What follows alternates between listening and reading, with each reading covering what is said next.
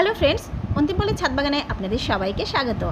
আর কয়েকদিন থেকেই কিন্তু আমরা হোয়াটসঅ্যাপে পাচ্ছি যে 30 তারিখের গরমটা কিন্তু একদম রেকর্ড করা গরম হবে। তো সত্যি সত্যি আজকের রোদটা কিন্তু একদম অসম্ভব রোদ্দুর আমি দেখতে পাচ্ছি। আমার বিভিন্ন গাছ জল থাকা সত্ত্বেও কিন্তু রোদ নিতে পারছে না, একদম নুইয়ে পড়ছে।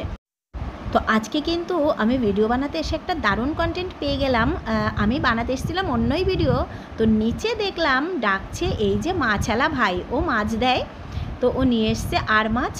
তো আমি সেখানে মাছ নিতে এসে দেখলাম ওর কাছে রয়েছে অনেকটা পরিমাণে বেশ মাছের এই যে আঁশ। তো আমি মাছের আঁশ, চিংড়ি মাছের খোলা, বেশ অনেক কিছুই কিন্তু নিয়ে নিলাম ওর কাছ থেকে আমার গাছেদের খাবারের জন্য। তো মাছের আঁশ যে গাছের খুব একটা ভালো খাবার সেটা কিন্তু আমরা সবাই জানি। দেখুন মাছের আঁশ নিয়ে আমি ছাদেও চলে এসেছি। তো আজকে এই মাছের আঁশগুলো আমি দেব আমার কাগজি লেবু গাছে। কাগজি লেবু গাছটা কিছুদিন আগেই আনা হয়েছে, তো কয়েকটা লেবু বেশ আমি এখান থেকে পেয়েছি। আর কাগজি লেবু হচ্ছে আমার ভীষণ প্রিয়। তো এই গাছটা যদিও অন্তিমের তরফের গাছ, কিন্তু এর কেয়ার আমিও করব, কারণ এটা আমার খুব ফেভারিট। তো তার জন্য আমি একটুখানি খুঁড়ে নেব। এবার চলুন টবটা রেডি করতে করতে আমরা একটু দেখে নিই মাছের আঁশে আসলে কি থাকে, কেন আমরা মাছের আঁশ দিই। তো মাছের আঁশে থাকে প্রচুর পরিমাণে নাইট্রোজেন। আর নাইট্রোজেনের উপকারিতা আমি অনেকবারই কিন্তু আমার ভিডিওতে শেয়ার করেছি। প্রচুর পরিমাণে থাকে ফসফরাস। তারপর এটি আরও সবথেকে বড় যে কাজ, এটিতে মাটিতে কিন্তু এটা মাইক্রোবিয়াল অ্যাক্টিভিটি বাড়ায়। মাইক্রোবিয়াল অ্যাক্টিভিটি মানে আমাদের যে উপকারী ফাঙ্গাসগুলো থাকে মাটিতে, সেগুলো কিন্তু মানে বেনিফিশিয়াল যে ফাঙ্গাসগুলো থাকে সেগুলো বাড়তে সাহায্য করে। তাহলেই বুঝুন মাছের আঁশের কত উপকারিতা। তারপরেও এটি মাটিকে খুব ঝরঝরে করে রাখে। আর মাছের আঁশ মাটির সাথে মিশতে কিন্তু বেশ অনেকটাই সময় লাগে। তো এই যে নিউট্রিশনগুলো পায়, পুষ্টিগুলো যে পায় গাছে, তার জন্যে গাছের শেকড়ের তো অবশ্যই দ্রুত বৃদ্ধি হবে। আর গাছের শেকড়ের বৃদ্ধি হলে গাছ তো এমনিই ভালো হবে। তাছাড়াও কিন্তু এই যে মাছের আঁশে থাকে অনেক রকমের মাইক্রোনিউট্রিয়েন্টস। আর মাইক্রোনিউট্রিয়েন্টস তো খুবই অল্প অল্প পরিমাণে দরকার হয়। তো সেটা কিন্তু মাছের আঁশ থেকে খুব ভালোভাবে পাওয়া যায়। তাহলে মাছের আঁশ এই যে আমরা বাড়িতে যে ফেলে দিই, এখন থেকে একদম মাছের আঁশ আপনারা ফেলে দেবেন না। মাছের আঁশটা যে কোনো গাছের গোড়াতে এরকম দিয়ে দেবেন, তাহলে কিন্তু আপনার গাছ একদম আশা করছি ফুলে ফলে ভরে যাবে। মাছের আঁশ আমি এর আগেও অনেকবার ব্যবহার করেছি আমার লেবু গাছে। যেই লেবু গাছটা এখন লেবু পাচ্ছি না, সেটা অনেক বছর হয়ে গেছে, মোটামুটি কয়েক বছর রিপোর্ট না করার কারণে সেটাতে এখন কম লেবু হচ্ছে। তো ওটাতেও আমি মাছের আঁশ এরকম দিতাম। আমি যখন বাজারে যেতাম আমি প্রচুর চুনো মাছ কম দামে কিনে নিয়ে আসতাম। তো মাছের গোড়া খুঁড়ে সেই চুনো মাছটা আমি দিয়ে দিতাম। সে যা লেবু হতো কি বলবো, এখন তো আর দেখানোর উপায় নেই। থোকায় থোকায় লেবু হতো আমার যে লেবু গাছটা রয়েছে। আর একটা আপনাদের মাঝে মাঝেই আমি দেখাই ওই যে শোলার বাক্সে, সেটাতে। তো আশা করছি এই গাছটাও আমি খুব ভালো করে রেডি করতে পারবো। আর এখানে দেখুন একদম রেডি হয়ে গেল আমার এই টবটা। মাটি চাপাও একটু দিয়ে দিলাম।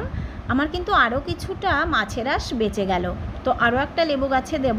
তো এদিকে রয়েছে প্রচুর লেবু গাছ। আমার লেবু গাছের কালেকশান তো প্রচুরই রয়েছে, কিন্তু এগুলো হচ্ছে কমলা লেবু, কোনোটা মুসুম্বি, এগুলো অন্তিমের তরফের মানে অন্তিম ওগুলোর কেয়ার করে। আমি ওর গাছগুলোকে দেব না, আমার যেটা পছন্দ লেবু গাছ আমি সেটাতেই দেব। আর যেই বড় লেবু গাছটার কথা বলছিলাম, এই দেখুন সেই লেবু গাছটা হচ্ছে এইটা, যেটা থোকায় থোকায় প্রচুর লেবু আমি এখান থেকে পেতাম। কিন্তু এত পরিমাণে শেকড় হয়ে গেছে, আমি কিন্তু খুঁড়তে গিয়ে এটাতে আর খুঁড়তে পারলাম না, ভেবেছিলাম এখানেই দেব। তো আমি চলে এলাম পেছন দিকে যে আমার পাতিলেবুর গাছটা রয়েছে, কালকেও আমি যে পাতিলেবু একটা তুলে নিলাম ওই গাছটার কাছে। তো ওই সেম প্রসেসে কিন্তু এইখানেও আমি ওটা দিয়ে দেব। আর এখানে আমি এই যে মাচা করার জন্য 4টে আখ দিয়েছিলাম আমার ক্যারেটে, তার এত পরিমাণে আখ হয়ে যাচ্ছে। আর এরা এত শেকড় বাকড় গজিয়ে একবারে ভেতরটা মাটিটা কিন্তু নষ্ট করে দেবে, এবারে আখের শেকড়েই ভর্তি হয়ে যাবে।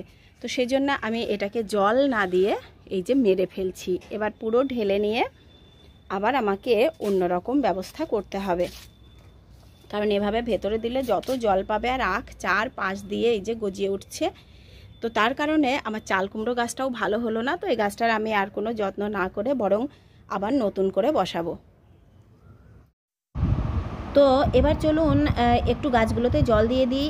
আর জল তো আমি সকাল বিকাল দুবেলা করেই দিচ্ছি।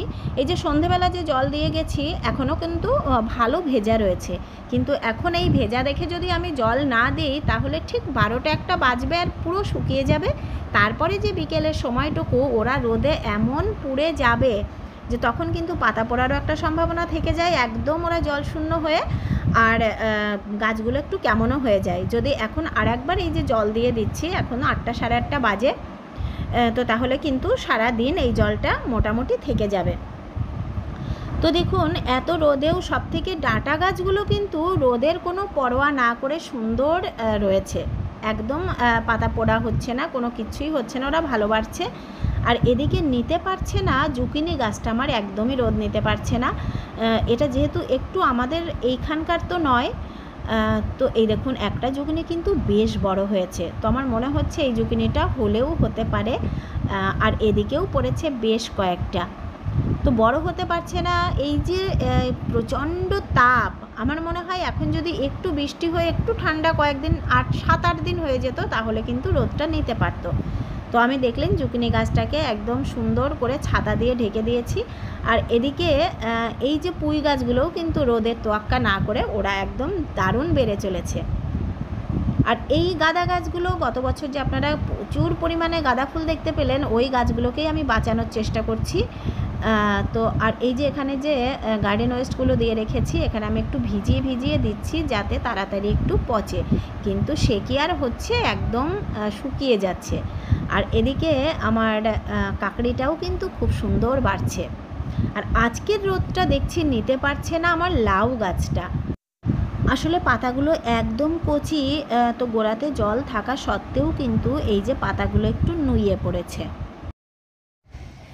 তো আমার এক বোন এই যে তরমুজ গাছ দেখতে চেয়েছিলে, তরমুজ কিন্তু 2-4টে পড়েছিল, এই দেখো এখানে শুকিয়েও গেছে, এই যে এইগুলো হয়েছিল একটু ছোট ছোট হয়ে শুকিয়েও গেছে, আবার দেখছি নতুন নতুন অনেক ডগা বেরোচ্ছে।